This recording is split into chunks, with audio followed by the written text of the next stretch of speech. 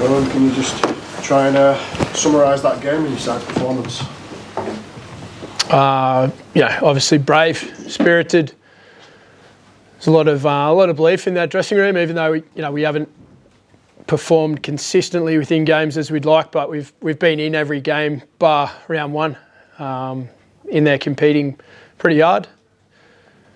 First half was clumsy, and then the referee made a big decision there, and I never lost belief. And then at half time we regrouped a bit. Obviously the intercept before half time helped things. That was a huge play, excellent read and then execution of skill to catch that, and then to be able to accelerate and finish it off was a big play to get a bit of a bit more belief, and then regrouped at half time. And then there was maybe some similarities to the playoff game here last year about the way we started the second half, got the ball rolling. You spoke about belief there. You obviously never stopped believing in your side, but surely not even you would have envisaged that kind of scoreline in the end. No, I probably didn't think about the scoreline too much, but when the referee made that big call, I thought it was still in it.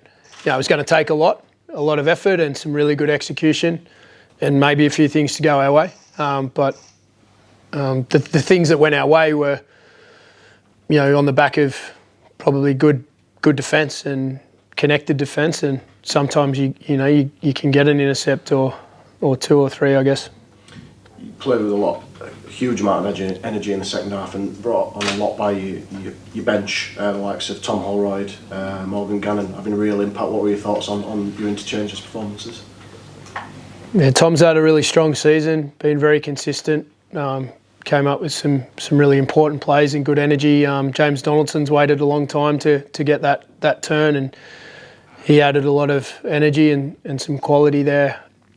Gano came on a bit earlier than expected with Bentley getting the head knock and did a really good job, and some real smart plays and skillful plays to help us get some points on. And I thought Justin didn't play for long, but in that little passage, it led to a couple of critical moments that helped us to get that result. So the bench certainly did a good job, but I don't think the energy was that bad at the start of the game. It was more execution of skill was a problem, and but again, it's another game where we're not overly happy with our whole performance, but we've only conceded 3 tries, and there's been plenty of games like that where we're not that happy with it, but we've only conceded 3 tries, so you're always in it when that's the case.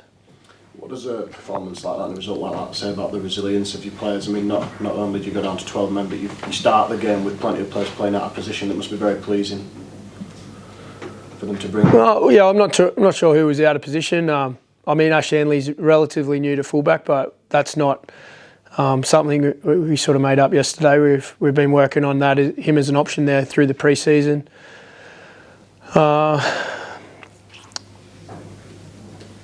Sorry, what was your question? I've just lost it. It's about the resilience of the side. Players like Reece Martin playing out of position, for example, Ash Hanley, Richie Miles not played in the halves for a long time, slot in and do a job. Yeah, there's a lot of resilience and there's a lot of belief in the room. Things are never that good and never that bad. Is how I try and be, and I think the way that they held in there when things were particularly clumsy there for a passage in that first half, that the score was still not that bad, gave us a chance to be able to regroup and turn it around. I'd say that was a collective team performance, and some blokes had a clumsy first half, but then really found strong performance in the second half, which shows a lot of character. It's a brave thing what rugby league players do, to put themselves out there like that, and when you're failing at it a bit, it's even braver to be able to bounce back and find it in you to compete, to test a team as good as Wigan on their patch. It's not very often things like that happen tonight, but that's the beauty of sport. There's always a surprise around the corner, and I think all of us can go to a Super League game at the moment, and probably most games could go either way, which is a great state for our competition to be in. You touched on it already, and it's obviously a big talking point when cards come out. And what was your thoughts on that tackle from Zane and that decision? Oh, firstly, I don't have too much time to spend analysing referee decisions, because we've got to try and put a plan in place to. We've already lost one edge back rower when Bentley went off, and then now we're losing another one. So most of the time was spent there. But from the replays I saw, difficult to be conclusive of the point of contact would be my first thought, and not overly sure how late it was either, but everyone's looking through a different lens. Just lastly from me, you play Wigan again next week. It's not often that you're in that sort of situation. What will your key messages be to your players to try and make sure that you get the same result next week?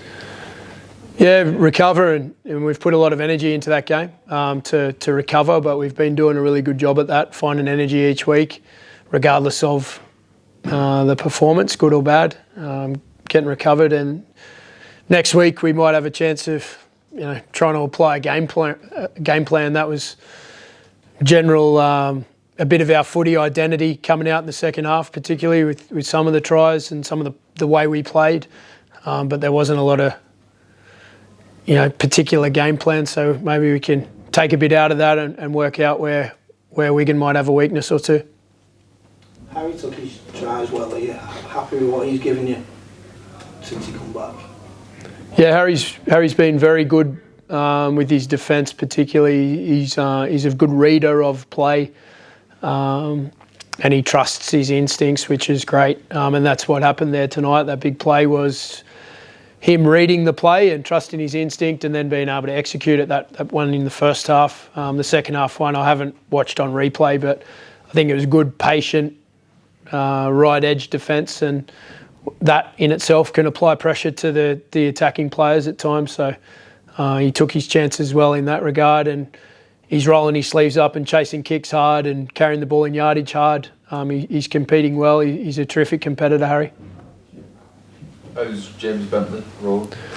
He's fine. He was fine by half time as far as he was feeling, but he wasn't a chance to pass the HIA based on how he went down. So, but he's feeling good, which is key. How important was the scrambling defence in the first half? Because although the execution was off, did that keep you in the game, do you reckon? Yeah, particularly on that left edge, we made a few really critical tackles, and that's how it's not meant to look pretty, rugby league. It just doesn't very often look pretty. It's about keeping the ball off the grass over the line sometimes, and the ability to make scrambling tackles really is the biggest determinant of a good defensive performance.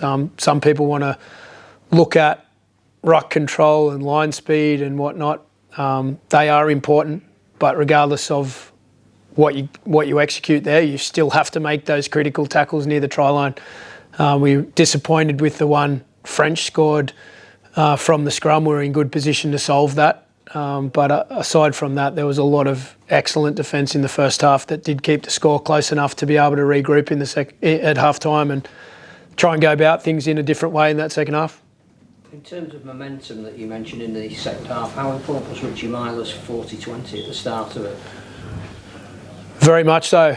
You're reluctant to encourage people to kick early too often when you're playing with 12 men, but you also trust experienced players to feel the game and come up with the right options. And he kicked it okay. I don't think he nailed it right out of the screws, but he put it in a good area and the ball did its thing. So that was an important play on the back of plenty of other important plays, whether they were small or big. There was a huge team contribution to that second half. And determination of Blake Austin to get to virtually every aspect of play, whether it was charging down kicks, making tackles, or runs up the side. He was vital tonight. He put a lot of energy into it, and he has done. He has done throughout the season. He's competed hard, and particularly, as a group, we weren't strong in that. We weren't collectively executing in that first half, but it wasn't through lack of effort. And Osto, ears are burning right there. Harry said give him a mention. He's just walking past, but he put a lot of energy into it, and it was critical to be able to hold on to a lead once we got it.